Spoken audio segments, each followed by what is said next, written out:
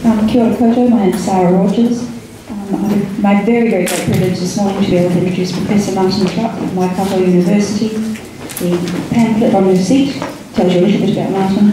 He is the leader of the research into the RAINS project, which is one of the things that he's talking to us this morning. So Martin, welcome.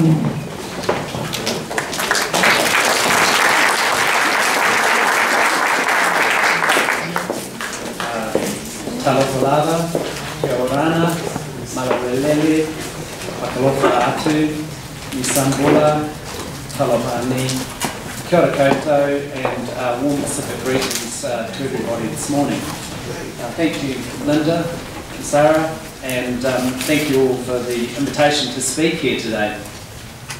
Some of you may have been here when I came to speak to a public meeting about the national standards back in March 2010, 2.5 years ago now. But back then, the national standards had just been launched, and there were many concerns and unanswered questions. 2.5 years later, the concerns and queries are still largely there, but we do know a bit more about what is going on in schools, and there have been further important policy developments just last month. One of these was the Ombudsman's decision that under the Official Information Act, schools had to release their national standards data from the last year to Fairfax Media, and they will use that to publish a league table, and I understand that is imminent. And schools have also had a request for their data from the Herald on Sunday, so that's not too far off as well, probably a league table from the Herald. And then the announcement last month that the government will publicly release the national standards data on a website, the Education Counts website, government website, on the 30th of this month. And in a way that, although the government is not actually creating a league table, those sort of rankings of school performance, it will make it even easier for the media to create league tables of school performance. So they'll let the media do the job. Now these developments are very clearly a game changer in my view. And by that I mean that the national standards on their own potentially have some nasty effects, but the creation of league tables of school performance are going to impact much further on the way schools and communities behave and bring out a lot more bad effects from the national standards. And unfortunately the message I have for you today is that those extra costs are primarily going to be borne by Māori and Pacifica children from poor families, as well as by children with disabilities or special educational needs up and down the sort of socioeconomic spectrum, although I won't say so much about special needs children this morning. You see, when I've talked about the national standards in the past, I've tried to avoid giving the impression that only low decile schools were going to be affected. I wanted schools and communities in middle class areas to understand that there were going to be costs for their children as well. For instance, that their children were also likely to find school more tedious if there was a narrowing curriculum. And to their credit, many of the schools and communities in those areas recognised that, and they recognised the wider costs for the system.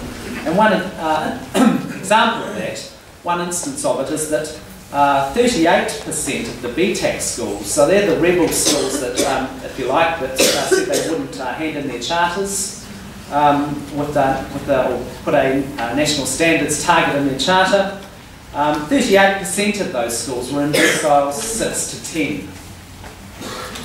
But I want to cut to the chase this morning and talk about various ways that I can see that national standards, once combined with league tables, and that's the phrase I'll be using quite a bit this morning, will disproportionately impact on low socioeconomic areas and families, and how national standards combined with league tables are likely to do this, despite the claim that this assessment system should improve the educational outcomes of all children, especially those who constitute the so-called long tail of underachievement, many of whom are Māori, Pacifica, and from low socioeconomic backgrounds. The working title for the paper, How National Standards combined with league tables will discriminate against low socioeconomic families and schools. In fact, it's the emergence of league tables that really explains why I'm here this morning. Because one of the things that's changed over the last couple of years since I last spoke here is that I've started to do some research into the national standards. The RAINS project, research, analysis and insight into national standards. And I'm only halfway through that. There is a report on the NZEI website, substantial report, but the research doesn't finish until the end of next year. And you might ask then, why am I talking about national standards when I'm still in the thick of researching them out in schools, and that's very much underway. But when I talk about national standards combined with league tables, I'm really signalling changes which will actually only start to take momentum now that league tables are going to come out, and will have effects long after RAINS is finished. As I say, league tables are going to be a game changer for our school system. So what I'm going to do now is go through 8 ways that I see national standards combined with league tables having discriminatory effects. So the first one, I think, is by not allowing for the extra difficulties in low socioeconomic and ethnically diverse schools. I probably don't need to tell you that teaching well in schools such as the low decile schools in South Auckland takes more than high expectations and a whole lot of wishful thinking. I sometimes get accused of not acknowledging that national standards has made teachers think more about curriculum levels and assessment and so on, what it means to get a student to writing at level 4. But really when you think about the complexities of low socioeconomic schools, that's only a tiny part of what is needed.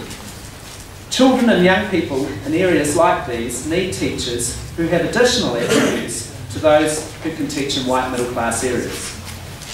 For example, good teachers in South Auckland need to be able to use experiences, metaphors, analogies that are familiar to the worlds their children live in. So there's a level of cross-cultural awareness and sensitivity required.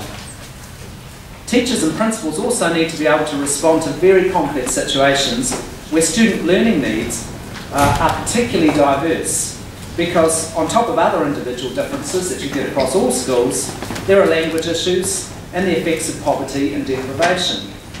And realistically, in low decile schools, they need to do all of this in often less than ideal circumstances, where it can be difficult to get the kind of staff that you need, where transience is a big issue, although people work on it, and where schools also have to deal with a lot of wider issues around families that are under pressure and do not have the financial resources and networks of those in middle class areas to fall back on.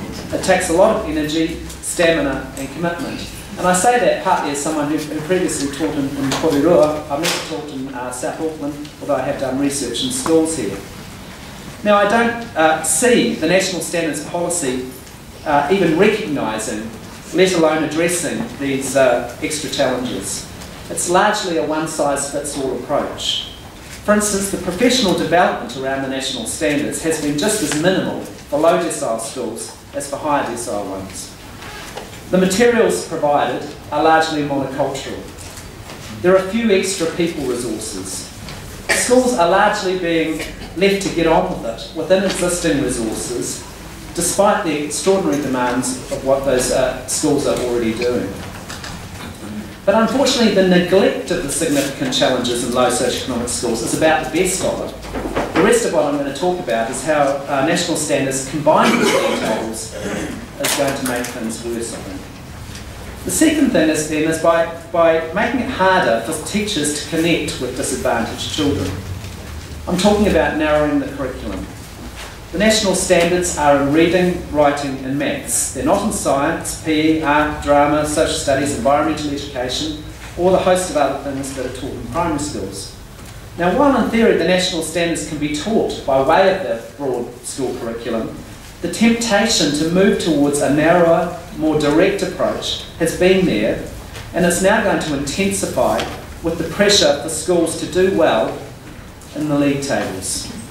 And that will reduce the range of options available to teachers trying to respond to the interests of children, and in this case, that includes Māori and Pacifica interests, language, cultural maintenance, language maintenance, those sorts of things.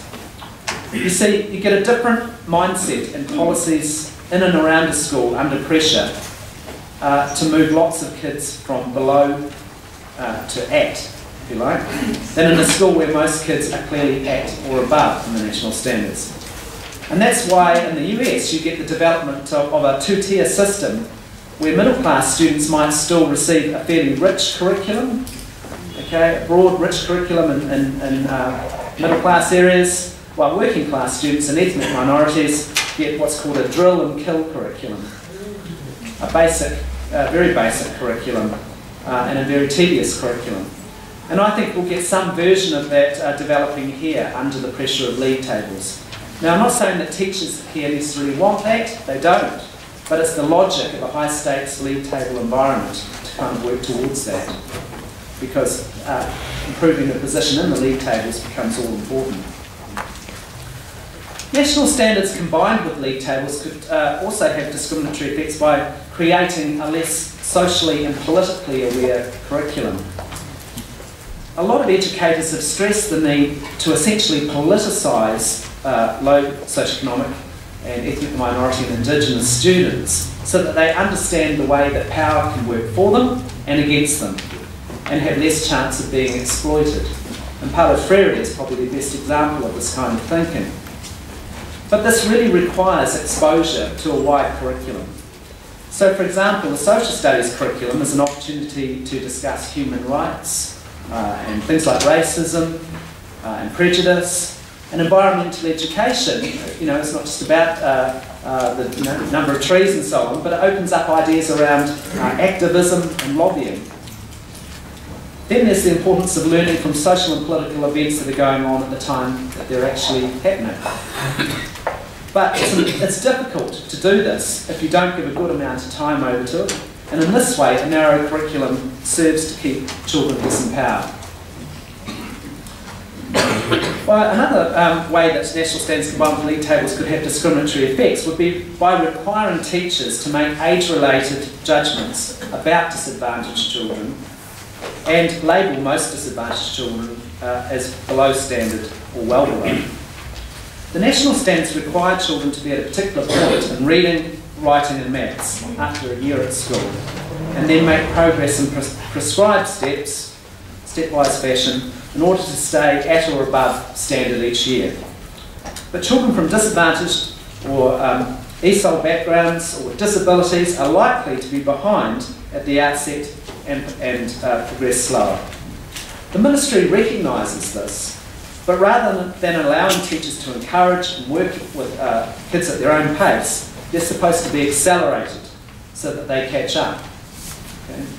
That's the language that's used of acceleration. Although I have to say I didn't think Anne Tolley was too keen on boy races, but there you go.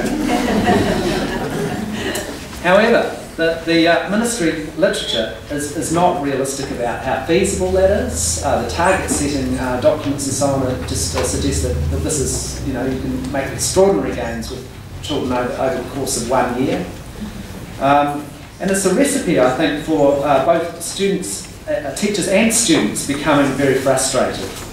And frustration about underachieving children, supposedly underachieving children, I should say there, will translate to them even if nothing is said. And the students will still be coming in below or well below in many instances. And we know that most schools will report that to parents and families, even if they don't have to, because to not use the 4-point scale and reporting to parents is tricky to manage, especially in big schools. And so what if that happens repeatedly? You know, what about the child that is constantly getting below standard, below standard, below standard?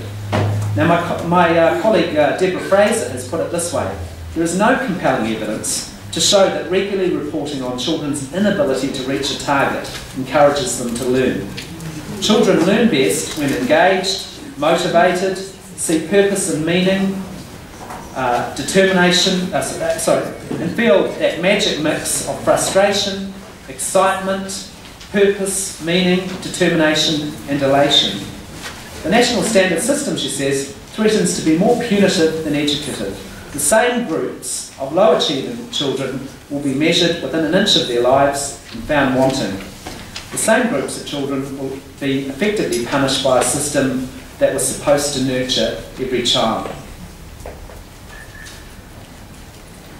National standards combined with league tables could also have discriminatory effects by not allowing for the extra difficulties that low decile schools will have in making what's called overall teacher judgments and pulling together data from various assessment tools and other observations and so on, and making that call the judgment about whether students are well below, at or above.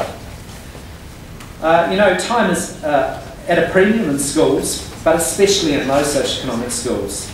And they're going to struggle to make OTJs in the way that the ministry intends. They are struggling to make OTJs in the way that the ministry intends. So they'll take shortcuts, and I've seen that work both ways in the RAIMS research. Schools that end up with lots of kids above, and schools that put lots of kids well below because they've depended almost solely on something like EASTL, which is pretty uncompromising.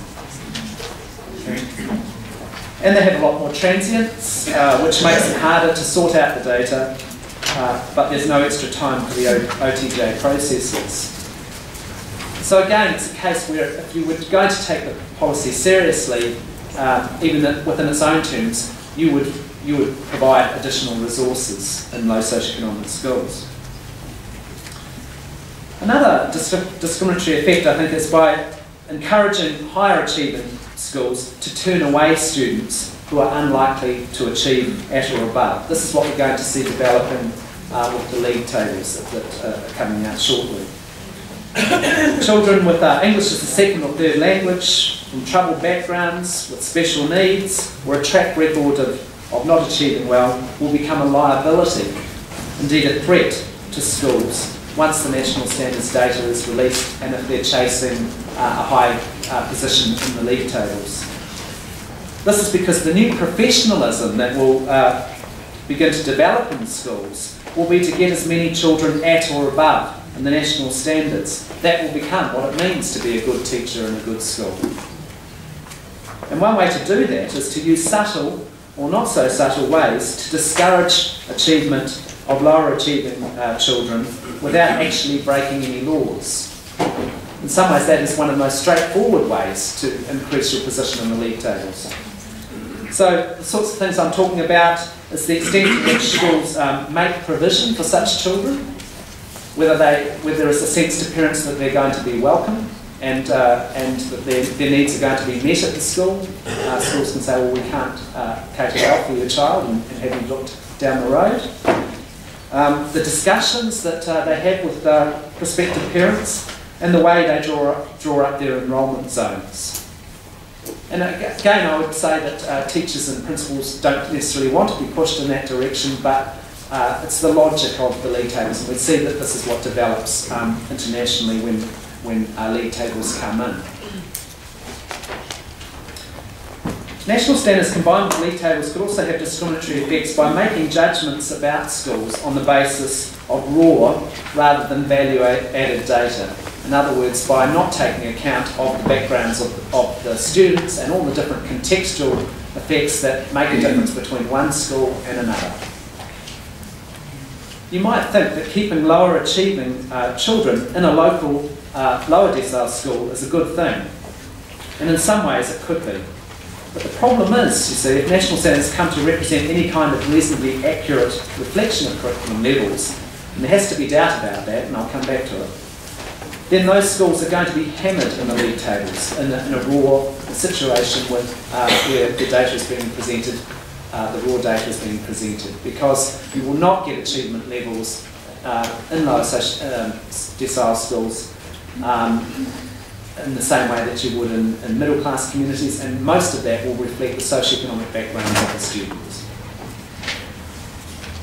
Now, based on present practices with the NZEI league tables, the media will probably try to group by decile. There's some sort of idea of a decile mean, and that every school within the decile should match up with a decile, with a mean for the decile in terms of school performance.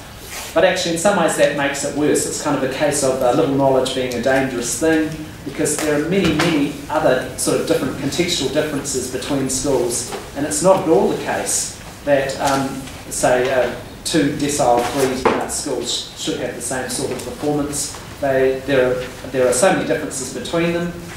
For example, the proportion of students with special needs, or the local labour market, or there's you know, a host of levels of transience and so on. There's a host of things. There's staffing, all sorts of things, and it just doesn't work. So in some ways that crude comparison just tends to make things worse, because people think that socioeconomic factors have been taken into account when they haven't. And then a low position on the league tables will tend to discourage teachers applying for low socioeconomic schools, and also student applicants, wherever people have a choice. So a lot is going to depend on the nature of local education markets, if you like, what other schools are around, as to the choices that people make. But the league tables will affect student expectations too, as being told that your school is not up to standard does nothing for students' identities as learners. So these league tables actually act back on the school and students' perceptions about the school and about themselves as learners. And again, we see that very much happening overseas. Another discriminatory effect is by encouraging schools to be less transparent about achievement issues than they otherwise would be. At the moment, school staff seem pretty prepared to be open about what's going on in their schools. For instance, in the RAINS project, we have a school where lots of children were put above in reading, but the staff there are happy to admit at the moment that they believe it's an artefact of the test that was used, and that if they'd used another test, many fewer would have been above, and they're making that change. But I think all that's going to change, that we'll see more children being put at or above standard, and schools becoming more insistent the achievement is at those levels, whether or not it's realistic. So I think we have to ask whether such pressures for teachers and schools to manipulate the system will be in the best interests of genuine learning by children from low socioeconomic backgrounds. How, in a sense, is it helping to highlight and grapple with the sorts of issues that are important there, and development of curriculum and assessment that's appropriate? I don't think so. I think that the paradox, and I've said this many times, that everyone needs to grapple with, is that the more high-stakes pressure is put on teachers, the less authentic the teaching becomes, and there is no easy way to get around that. Another thing to say is that the government knows that at the moment schools' approaches to the national standards are all over the place. The RAINS research illustrates that this is because they involve different trajectories that reflect school-specific contexts, including student intakes and the history of assessment and curriculum development in each school. It's almost like, tell me about your school and I'll tell you about your approach to national standards. You know, across the country, very, very different, because it reflects the kind of history and background and the approach to assessment and so on that there have been in the school, the culture of the school, and also the makeup of the students that the schools are working with. Now, the government's answer is to use the various means at its disposal to try and create more consistency between schools in both their judgments and reporting. So what they're doing is introducing an online tool called the Progress and Consistency tool. It's a platform that is intended to help teachers to make an overall teacher judgment.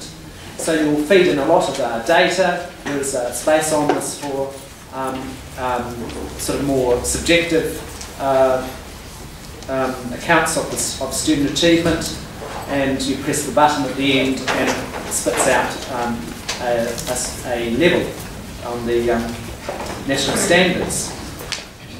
But it doesn't account for all sorts of things that could be going on in the background, like the way that the assessments are actually being done, and some of the other sorts of things I've talked about, such as schools turning away students. They're also tightening up reporting requirements so that everyone provides data in the same format, not in different ways as they did this year. Now, the government's expectation is that through these measures, the data will get better and better and be more useful over time. But of course, at the same time the government is taking these steps, it's creating more incentive for schools to be gaming the system, and they will be very good at that.